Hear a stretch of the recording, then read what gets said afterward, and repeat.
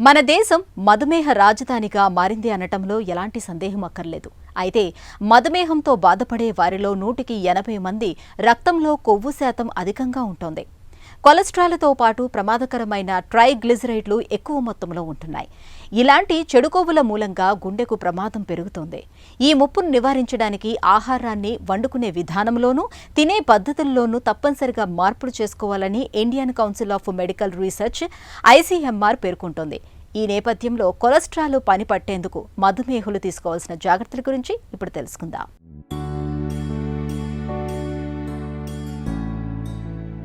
మధుమేహంతో బాధపడుతున్నప్పుడు రక్తంలో చెడు కొలెస్ట్రాల్ శాతం పెరగకుండా ఉండేందుకు ఆహార పద్ధతులు మొదలుకొని వండుకునే విధానం వరకు చాలా జాగ్రత్తలే తీసుకోవాల్సి ఉంటుంది. ముఖ్యంగా వేపుళ్లను బాగా తగ్గించాలి. ప్రాసెస్ చేసిన మాంసాహారం, శుద్ధి చేసిన పిండి పదార్థాలతో తయారు చేసి ప్యాక్ చేసిన తీపి వస్తువులు, మార్కెట్లలో ప్రాచుర్యంలో ఉన్న ఫాస్ట్ ఫుడ్స్, ప్యాక్ చేసిన రెడీమేడ్ స్నాక్స్, వీటిలో ట్రాన్స్ ఫ్యాట్స్ అనే కొవ్వు పదార్థాలు అధికంగా ఉంటాయి. వీటికి ఎంత దూరంగా ఉంటే అంత మంచిది. ఆహారంలో జంతు ఉత్పత్తుల వాడకం తగ్గించాలి. మొత్తంగా మానేయక్కర్లేదు. మేక, గొర్రె మాంసాల కంటే కోడి, చేపలను తీసుకోవటం మంచిది. సముద్రపు చేపల్లో ఒమేగా-3 కొవ్వు ఆమ్లాలు ఎక్కువగా ఉంటాయి. ఇవి గుండెకు, రక్తనాళాలకు మేలు చేస్తాయి. చేపల వాడకం వేరు, వాటి నూనెల వాడకం వేరు. చేప నూనెలు గుండె ఆరోగ్యానికి మంచివని ప్రచారం జరుగుతోంది. ఇవి కొంతవరకు నిజమే.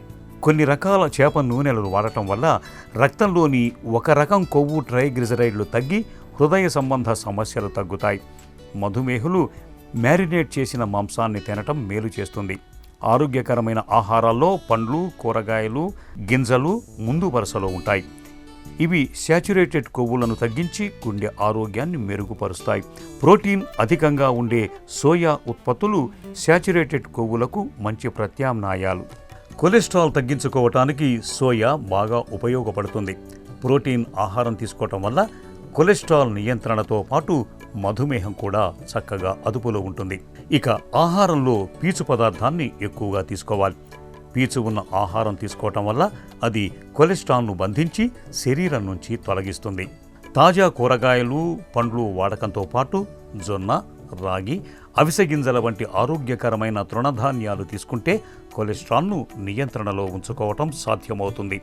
ఆహార నియమాలకు తోడుగా యోగా, నడక, జాగింగ్, ఈత, సైక్లింగ్ వంటివి కూడా కొలెస్ట్రాల్ను అదుపులో ఉంచటంలో మేలు చేస్తాయి.